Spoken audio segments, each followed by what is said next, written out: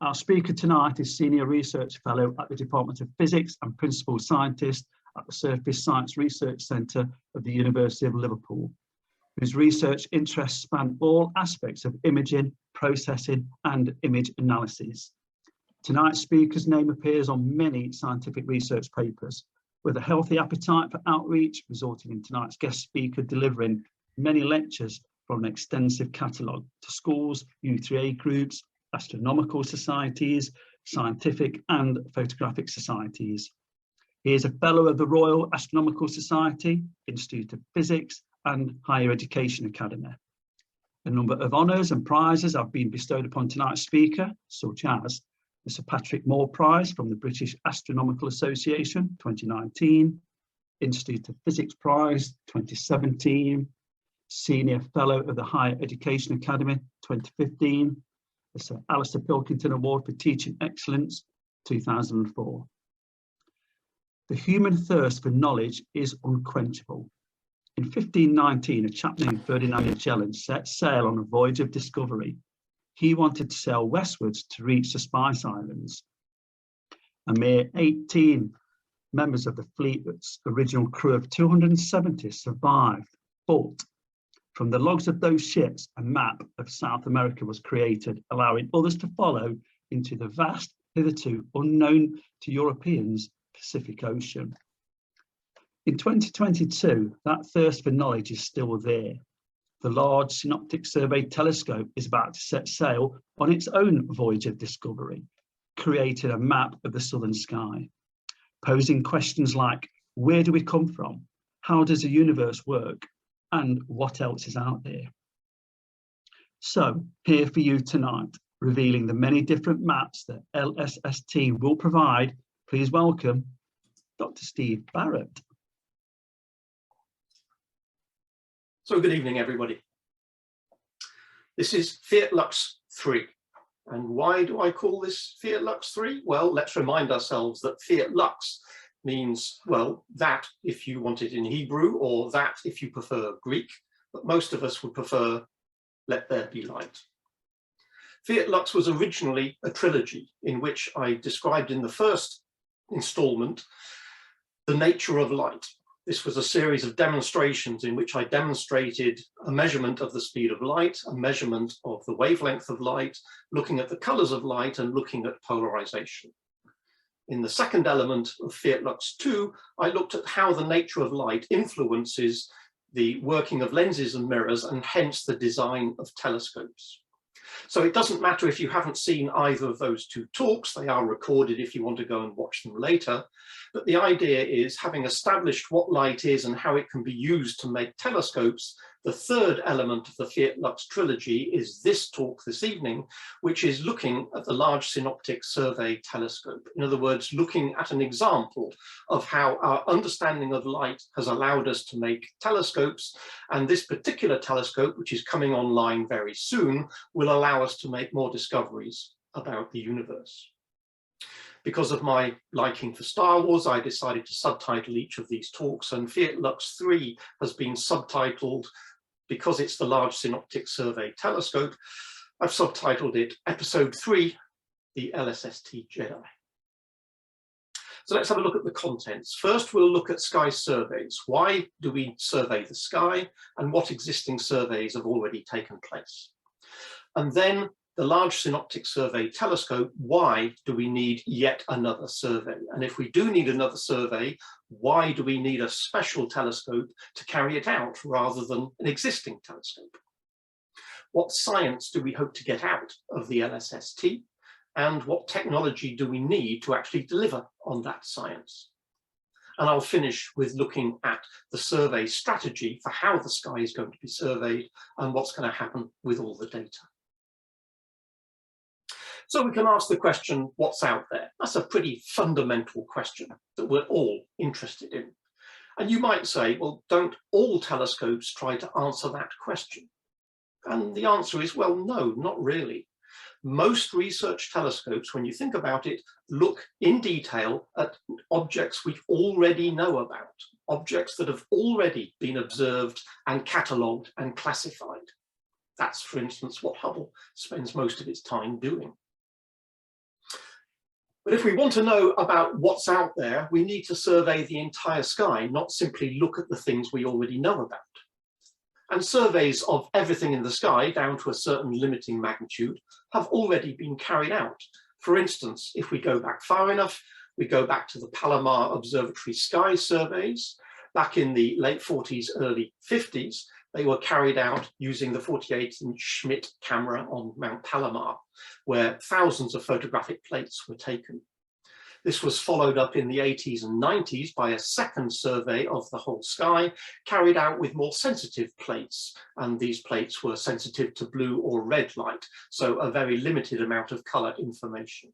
Again, thousands of plates taken to cover the entire sky. The entire sky covered once by the entire survey. If we come to this millennium, we then go digital, the Sloan Digital Sky Survey, which has taken quite a few years in the early part of this millennium, where the photographic plates have been replaced by CCD cameras, and not so much thousands, but more like 1 million images have been taken with a couple of 2-meter class telescopes. That overlapped with Pan-STARRS towards the latter part of the Digital Sky Survey from Sloan. Pan-STARRS stands for Panoramic Survey Telescope and Rapid Response System. As you probably know, that's been responsible for catching various nova, supernova, and comets that have been coming round. And beyond Pan-STARRS, we have the Large Synoptic Survey Telescope. It has since been renamed, but I'll continue with that name for the time being, the LSST. You see the dates there are nominally this year for another 10 years of the survey. Actually, the schedule has been nudged back a little bit because of COVID, so perhaps it'll become operational or at least start to take first light, perhaps 2023, something like that. So why do we need another sky survey? We can think about how many objects are visible in a survey as a function of time.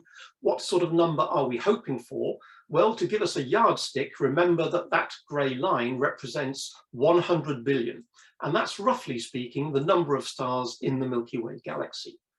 It, coincidentally, is, roughly speaking, the number of galaxies in the observable universe. Maybe a little bit more than that, but 100 billion gives us a sort of reference as to what we would like to catalogue. If we start with Palomar, we find that in the 1990s, we were cataloguing something like 100 million objects. When we move over to the digital survey of Sloan in this millennium, that's bumped it up by a factor of 10 or so. And when we go to Pan-STARRS, we're now looking at billions of objects. But what we're trying to do is to get as close to that grey line as possible, as close to that ceiling of cataloguing essentially everything in the universe. Well, we're not going to get there. Even everything in the observable universe is quite a long shot. But LSST will get us close. So you can see that in its 10-year program, the LSST will get us close to that hundreds of billions of objects ceiling. And of course, it's been in preparation for quite some time, and it might be operational, let's say, in a year or two. So currently, we're roughly where that red arrow is. And we're still keeping our fingers crossed that COVID won't interrupt its operation any further than it already has. Why can't an existing telescope be used? Why do we need a new telescope to do a new survey? Can't we just use one of the hundreds of telescopes around the world that exist already? Well, if you want to survey the telescope, if you want to survey the sky, the telescope and the camera, so you could argue the combination of the two, the telescope camera combination must have a number of basic characteristics. It must have a wide field of view, otherwise it'll take you forever to survey the entire sky. It must have a fast set of optics to keep the exposures short. And it must be able to go deep, in other words, to be able to see faint objects. If we can only catalogue the bright objects, then we have no chance of cataloguing a large fraction of the objects that are in the observable universe. So it needs to be wide angle, it needs to be fast optics, and it needs to be capable of going deep. You can do a little bit of horse trading between these three characteristics, but for a telescope to excel as a survey telescope, it really needs to be good in each of these aspects: wide, and fast and deep. So just a little bit of an aside to make sure we're all on the same page. What do we mean by fast in the case of optics? The word is often used when describing either camera lenses or telescopes, and it's quantified by the ratio of the focal length of the imaging system to the diameter of the lens or the mirror that is collecting the light. The F number is the focal length divided by the diameter. And a lens or a mirror or an optical system with a low F number, in other words, a large diameter for a given focal length, that produces a brighter image. And when you're dealing with cameras and taking pictures of objects, for instance, in daylight, if you have a bright image, that means you can have a faster shutter speed. In other words, a shorter exposure. And because the shutter speed was faster, in photography, in camera language, we talk about a set of optics being fast if you can keep the shutter speed fast. So fast optics means a relatively large diameter for a given focal length.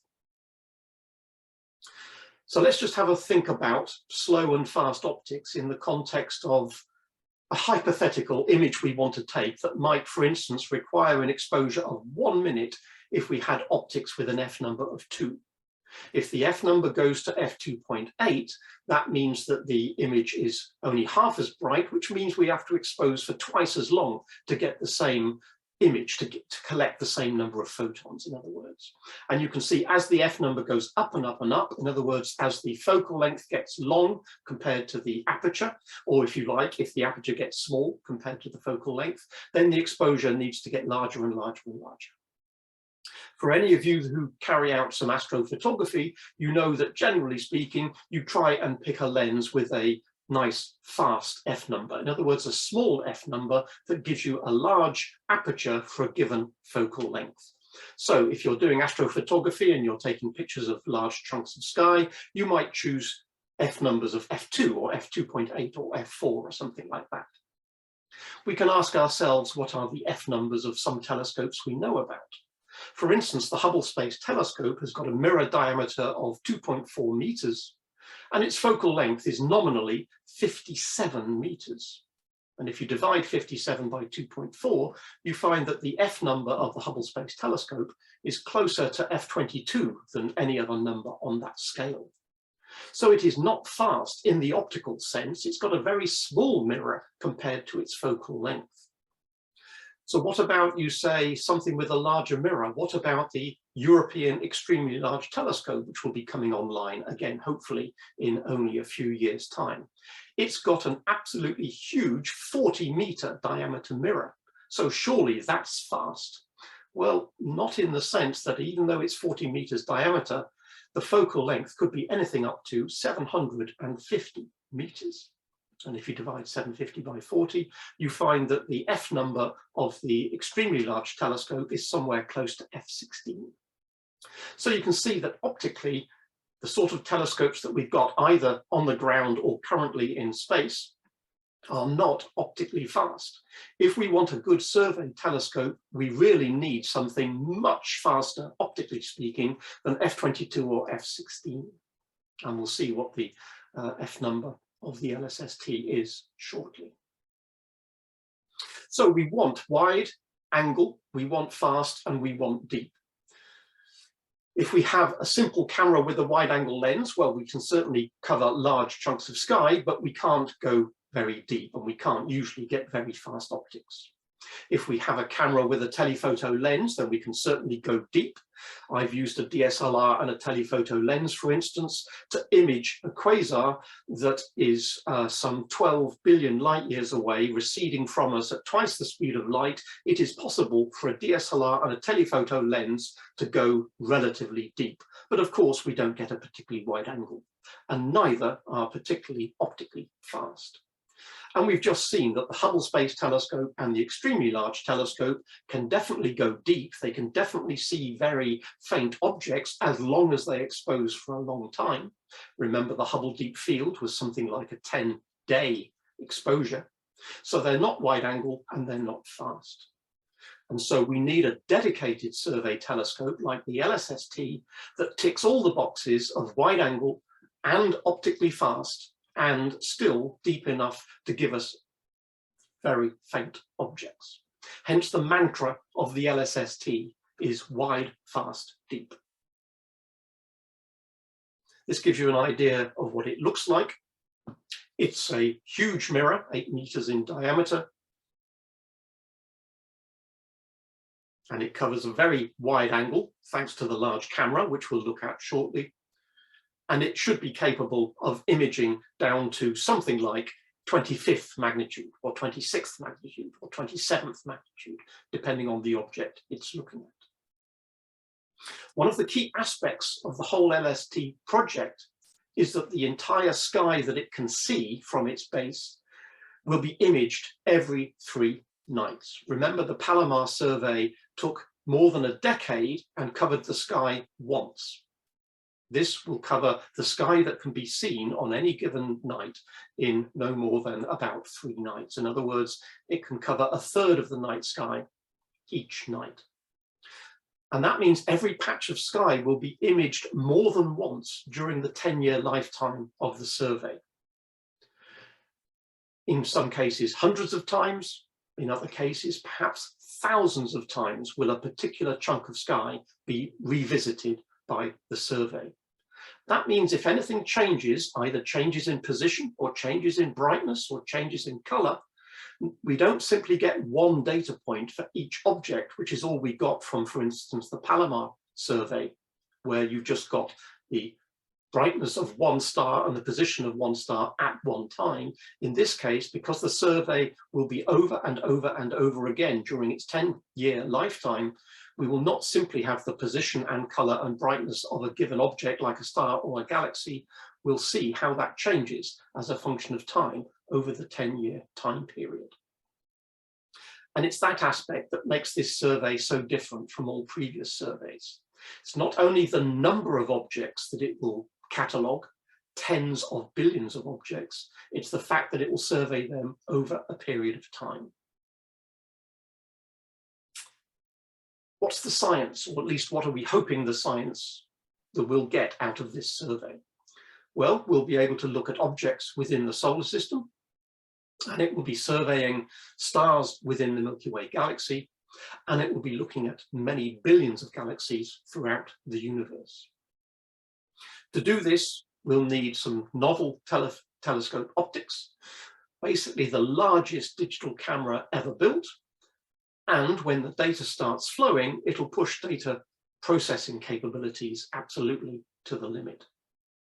It will generate the largest catalogue by far of objects that are out there. And hopefully that will then underpin many strands of scientific research, probably for decades to come. So let's just very briefly touch on the principal scientific aims of the LSST project. On the local scale, we'll be looking at objects within the solar system. Effectively, it will take an inventory of what's out there. It will hope, in doing so, it will clarify the formation of our solar system and help us understand how other solar systems came to be. When we look on a larger scale at the Milky Way, we'll be able to determine the structure and evolution of the Milky Way and find the properties of stars in the sun's neighborhood. It probably, on the whole, won't give us the same precision as Gaia. Remember, Gaia is looking at the positions and proper motions of stars in the Milky Way, but it will cover a great deal in terms of numbers. Beyond the Milky Way, we'll be looking at galaxies, and it's hoped to catalogue somewhere in the vicinity of 20 billion galaxies. The positions, the size and the shape, if they're close enough, and if relevant, the color. And through looking at galaxy collisions and the star formation processes in galaxies, we'll get better understanding of how stars form and better understanding of how galaxies evolve, because it's galaxy collisions and mergers that dictate how galaxies evolve over billions of years.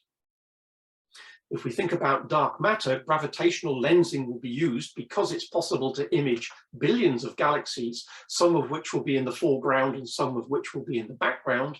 There will be lots of opportunities for looking at gravitational lensing, and that will allow us to get better data about how dark matter is distributed throughout the universe.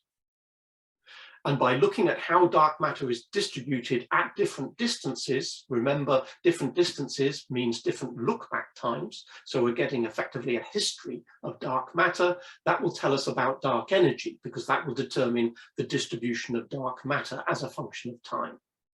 And that hopefully will give us a better idea of what this mysterious dark energy is that seems to be tearing the universe apart and accelerating the expansion of the universe. In addition, it will be possible to pick up lots of supernovae.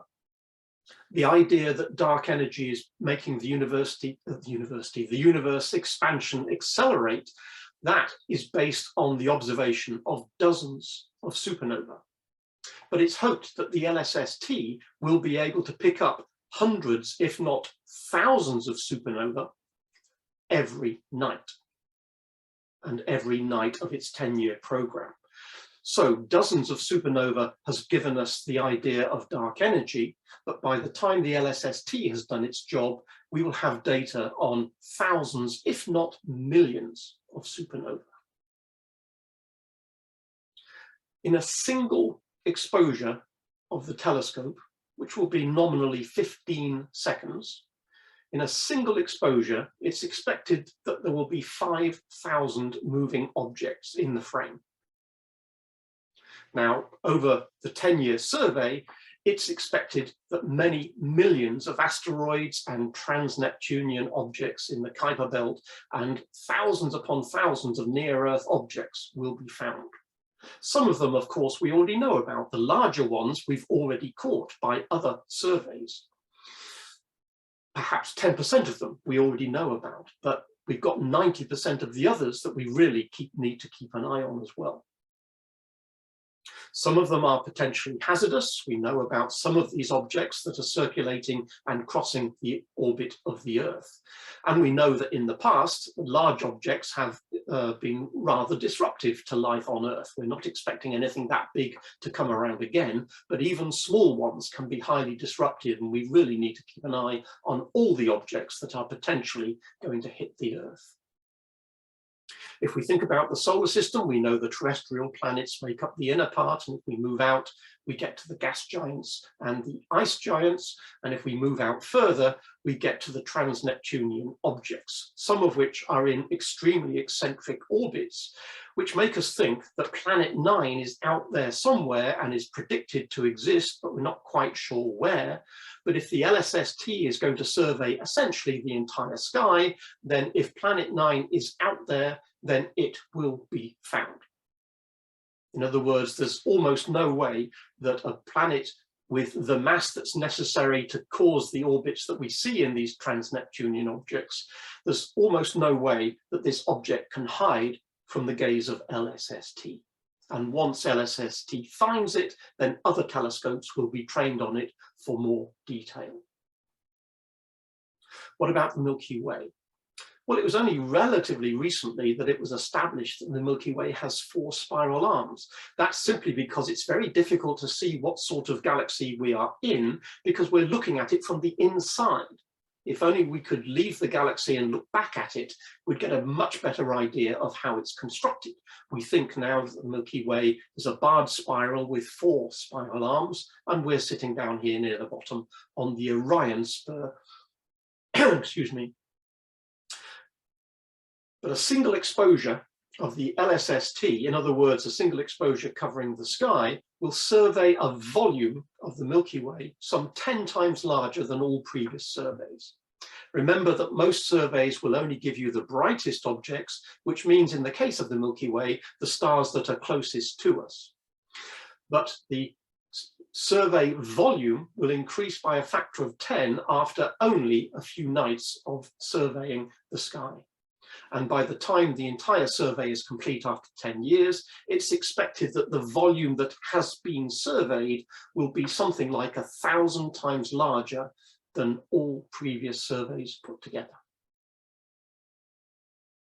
A spin-off, not one of the main reasons for the LSST, but a spin-off is if you're observing billions of stars over and over again, you're probably going to catch a few new exoplanets as well. So we know that the Kepler satellite has been dedicated to finding exoplanets by staring at a particular patch of sky. But the LSST is going to be surveying effectively all the sky it can see from its site, and it's quite possible that it's going to pick up lots of new exoplanets. Some of them might be in stars that are in the Magellanic Clouds, and that might be the first observation of an exoplanet in another galaxy. Perhaps you've heard that there's been some evidence, some tentative evidence for an exoplanet in another galaxy, but that's based on the idea that, well, if it was really a transiting exoplanet, we won't actually know that for another 30 years or so. That was an X-ray source. So it looks like the LSST could be the first telescope to actually find an exoplanet in another galaxy. If we come to galaxies themselves, we know that galaxy interactions are quite common. Hubble, of course, has looked at lots of galaxies, including individual isolated galaxies, as well as galaxy interactions and galaxy collisions. And they've turned out to be much more common than we first thought, and are indeed responsible for most of the galaxy evolution that we think we understand. So images like this clearly show a couple of galaxies in collision. But if we look at this galaxy, we might say, well, this is M63, that looks like an isolated galaxy. I can't see any other galaxies there.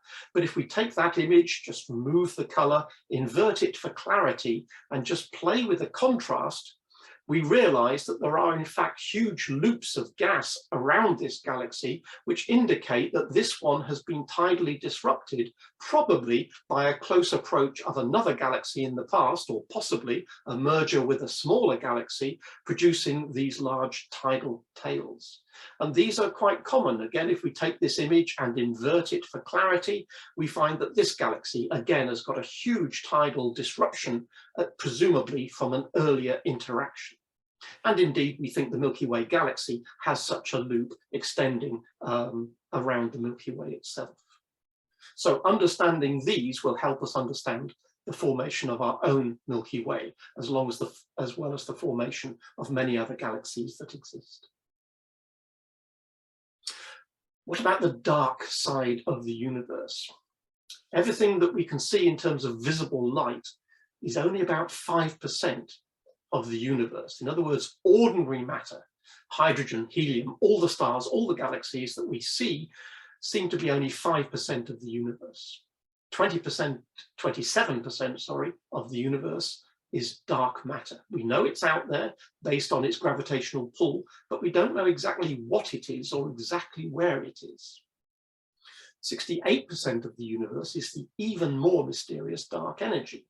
That's thought to be responsible for the acceleration of the expansion of the universe. And eventually, presumably, it will rip the universe apart, unless for some reason the amount of dark energy in the universe changes in the future. And we don't have a clue what that is or why it's there. If this so-called dark sector accounts for 95% of the universe, we really ought to try and understand a little more about it. So we know dark matter is there based on the behavior of galaxies in galaxy clusters and the behavior of stars in galaxies, the way galaxies rotate. And our understanding based on gravitational lensing tells us there's far more matter out there than can be explained by just the luminous matter of all of the stars and all of the gas and all of the dust. So we think there's a whole dark web of dark matter out there.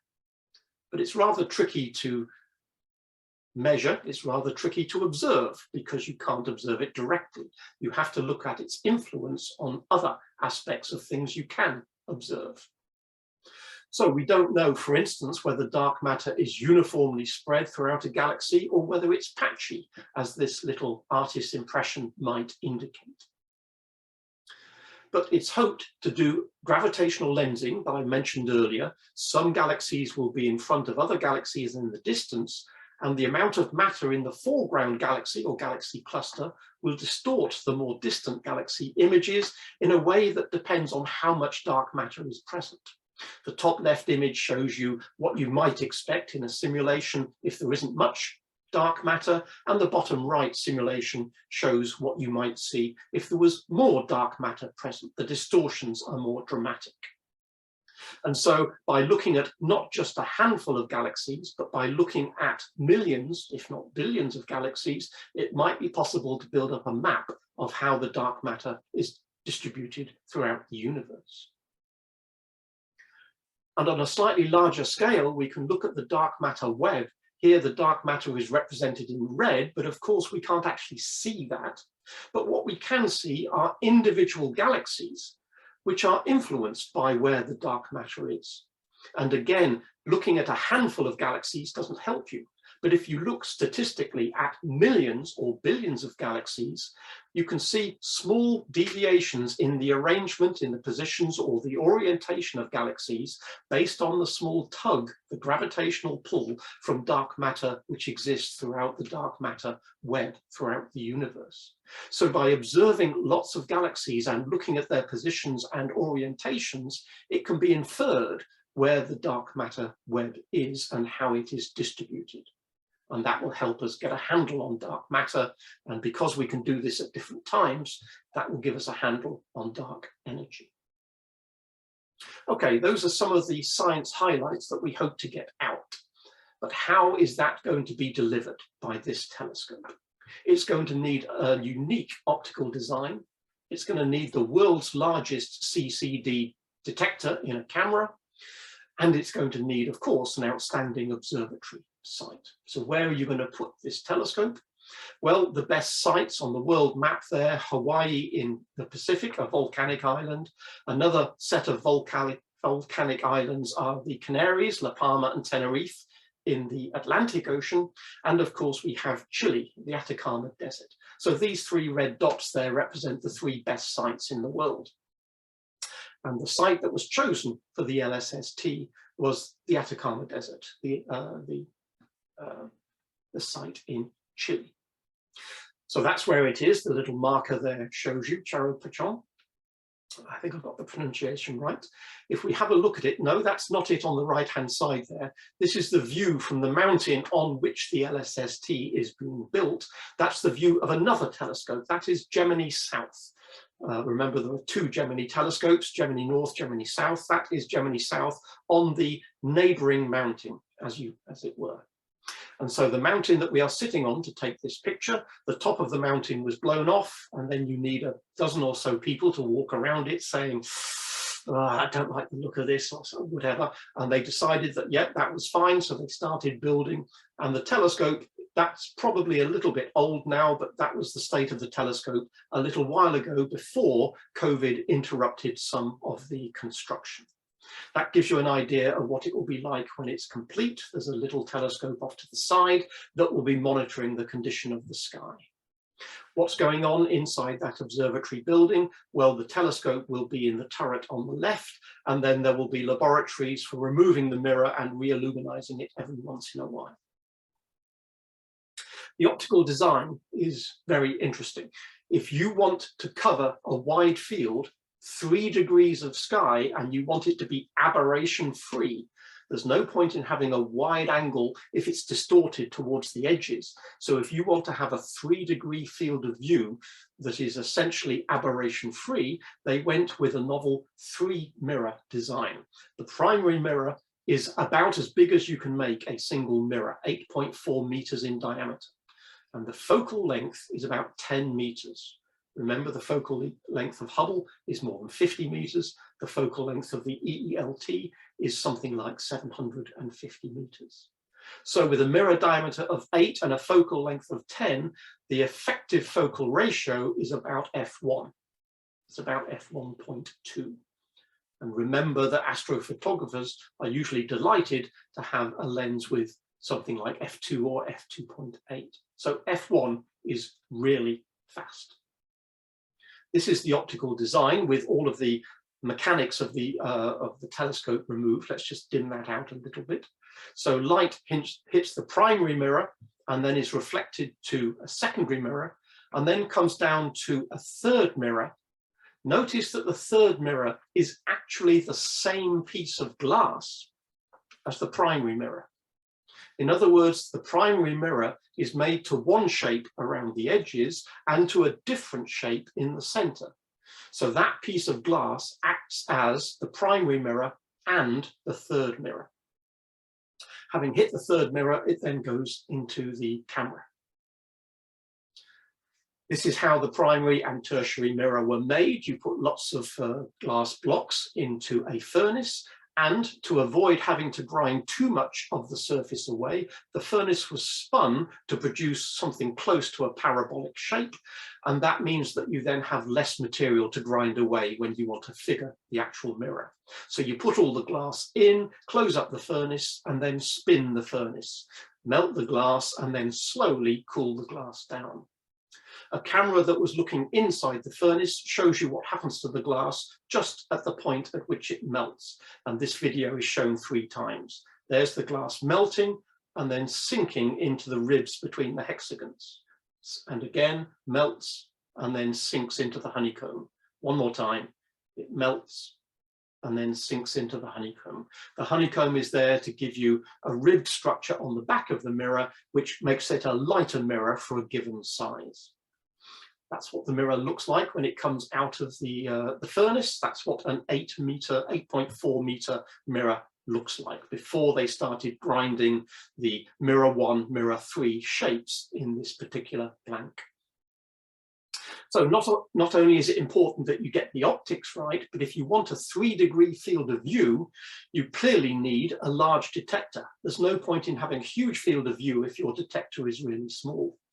So the camera required the world's largest CCD detector. And no, that's not it. This is just to give you an idea of scale. That's roughly speaking the size of the camera in your mobile phone, probably. And you can see how large it is compared to a fingertip there. By comparison to that scale, the chip inside the Hubble Space Telescope is a 16 megapixel chip of that size. In other words, it's this big. If you look at the camera, that's how large it actually is, 4 by 4 centimeters, about 16 megapixels. A little bit bigger probably than the camera you have in your SLR camera.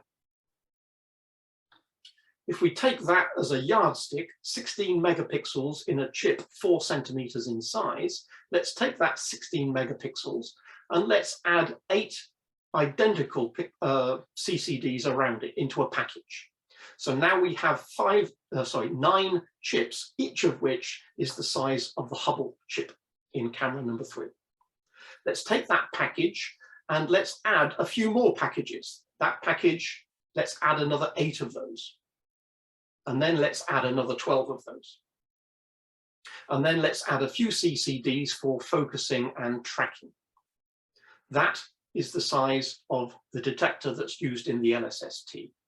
It has lots of individual CCDs for imaging. It has a few for tracking and guiding, and it has a few to double check focus. The whole array is 0.6 by 0.6 meters, and the entire number of pixels generated in the image is 3 billion pixels, 3 gigapixels, which are read out in 2 seconds. And for those of you who are struggling to work out what 0.6 by 0.6 actually means, that gives you an idea of how big the detector actually is. It is almost the size of a coffee table and almost too big for this camera to actually see in one go. So that's a 1-to-1 mock-up of how big the detector actually is. And of course, with a detector that large, 3 billion pixels per image, per exposure, in 15 seconds, it can take an exposure and then spit out an image, which is 3 billion pixels. There's no way I can show you what that would look like, because of course, the monitor that I'm using on this computer is only a megapixel or 2, and the monitor that you're looking at might be a few megapixels if you've got a high definition monitor in front of you, but there's no way we could possibly display a 3 gigapixel image. So just to give you a very rough idea of what we might be expecting, let's not attempt to show the whole image. Let me just show you what we would expect to get in that little black square there. If we simulate what we would expect to get in a 15-second exposure of sky just within that little black square, we might expect to catch something like that. Quite a few thousand stars, probably many hundreds, if not thousands of galaxies. And that's what you would expect in that megapixel. And remember, the full image that you get is 3,000 times the area of what you're currently looking at on the screen. And that's what you can catch in 15 seconds. So you can imagine how much you could catch in 15 seconds, how much you could catch in a few hours of imaging. To give you a rough idea of the scale in terms of sky, there's the moon, about ½ degree of sky, and there's a reminder that the Hubble Space Telescope has a very small field of view. Yes, it's got its 16 megapixel sensor, but it can only look at a tiny fraction of sky. If you wanted to survey the entire sky with the Hubble Space Telescope, I think it's been calculated that it would take a few hundred years to do it. So yes, it's wonderful that the Hubble has been working for decades, but the Hubble is not a survey telescope. On this scale, if we wanted to show the field of view of the LSST, well, we can't fit it into this image. The best we can do is to give you an indication of the edge of the LSST field of view, 3 degrees of sky, more than 3 degrees of sky. It has filters on board, filters that go in front of the sensor. And as you can see here, it goes from 300 to something like 1100 nanometers. So we've got the visible part of the spectrum from 400 to 700. And in addition, we've got a little way into the UV and a few infrared filters as well. So it covers the same sort of range as Hubble, mainly visible, a little bit of UV, and the Hubble goes into the infrared as well, which is why we've been able to get infrared images to compare with what we would expect from the James Webb Telescope in due course. That gives you an idea of what it looks like. You can see that the camera itself is quite large. You've got a decapitated man on the right there for scale, and you can see individual filters. You can see just how huge they are. They have to be more than 0.6 meters in diameter because they will cover the entire CCD chip. You don't want different filters for different parts of the chip because then you wouldn't be able to compare pixels to pixels. What is it going to be covering in terms of sky? This gives you a whole sky map. In other words, we're looking at the whole sky unwrapped so that we have here everything from the North Pole to the South Pole with the equator running down the middle.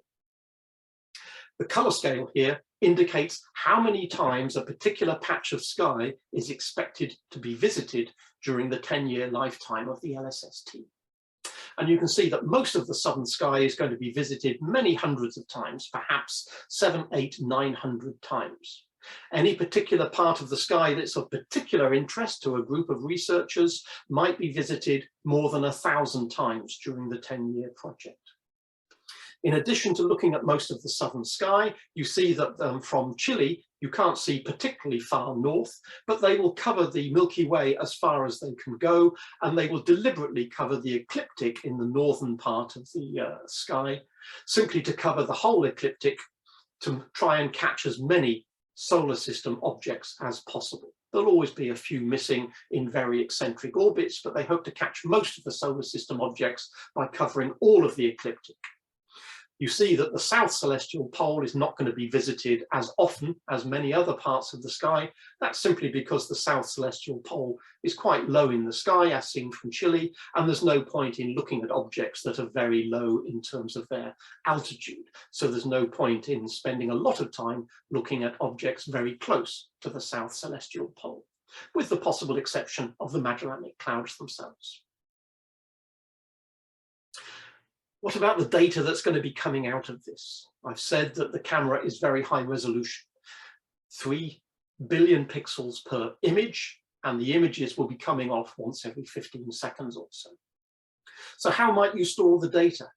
The LSST is going to generate shed loads of data. So how are you going to store it all? Well, let's just remind ourselves of how disk storage has gone over the years. Anybody remember these things? Yeah, floppy disks. A floppy disk can hold 1 million bytes of information, roughly speaking, barely enough for a single digital image.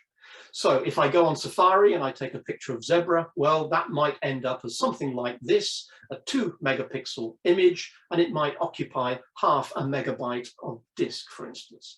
So with a floppy disk, I could store a couple of images. If instead we went to something like this, a DVD, which can store many gigabytes of information, a gigabyte of course being 1,000 megabytes.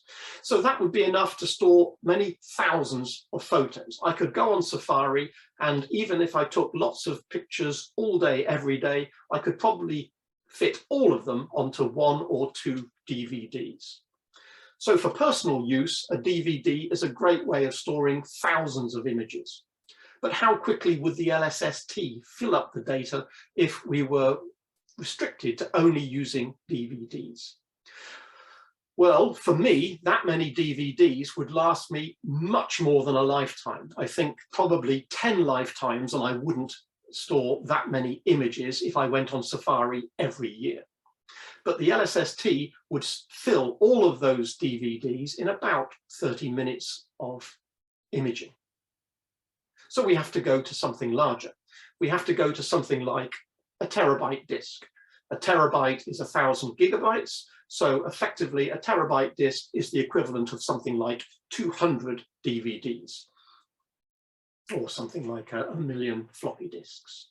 So if we use terabyte disks, where would we be at? Well, if we had this many terabyte disks, something like 20, that would just about be enough for one night's observations. Something of order 15 to 20 terabytes of disk space would be needed each and every night. The number of clear nights should be at least 300 and something clear nights every year, and the project lasts for 10 years. Add in some calibration data, some darks and some flats and some other data, and you're probably looking at something like 500,000 terabytes of data by the time the project has finished. Now, admittedly, as time goes on, terabyte disks are going to get cheaper and cheaper. And who knows what storage we will have available to us in 10 years' time. But for the moment, that means that we've got to put a lot of disks aside for storing all of this data. How are we going to get the data? Well, every 30 seconds or so, the LSST will take 2 images, 15-second exposure, another 15-second exposure. That means about 15 gigabytes of data when you work out how much data is required to store each pixel of information. It takes 2 images, it always takes them in pairs, such that, for instance, it can tell if a cosmic ray happens to have gone through the sensor and produced a bogus hot pixel in an image. A simple comparison tells you if they're identical or if they're different. So every 30 seconds, it will generate 15 gigabytes of data. That will be sent via a 100 gigabit per second intranet, which would take about a second or so. That would take it from the mountain top down to the headquarters at the base of the mountain, La Serena. They will hold a local copy, and then they will send a copy to the supercomputer clusters in North America. So in about 4 seconds, those 15 gigabytes will be sent from South America to North America over a couple of internet links. Fiber optic, of course. You may ask yourself, how on earth do you get 40 gigabits per second out of your fiber optic? And the answer is that's easy for fiber optic. It can actually take more than that in principle. So if you ask yourself, why are you not getting 40 gigabits per second out of your internet? Well, that's because you have to fight with everything else that's going down the fiber as well as your data. And remember, the internet is absolutely chock full of YouTube videos of cats and other things as well. I believe some YouTube videos don't involve cats. I've not actually found any, but there we go. If you could somehow put a YouTube cat filter on your data transmission, then you find your data goes from A to B much faster. And they are confident, having done some tests, that they can get 15 gigabytes of information from South America to North America in just a few seconds. Where does it actually go to? It goes to the NCSA, the National Center for Supercomputer Applications at Urbana-Champaign in the USA. There they have a whole set of supercomputers which are going to crunch on this data as it comes in. Each set of data, each image that comes in is going to be crunched and compared to previous nights or previous weeks or previous months' data. And what they intend is that they will be able to tell nominally within 1 minute, they will be able to tell how many things have changed since that patch of sky was last imaged. And it's anticipated that there will be 10 million events per night. An event means something has changed. An object has moved. An object has changed its brightness. An object has changed its color. 10 million events every night.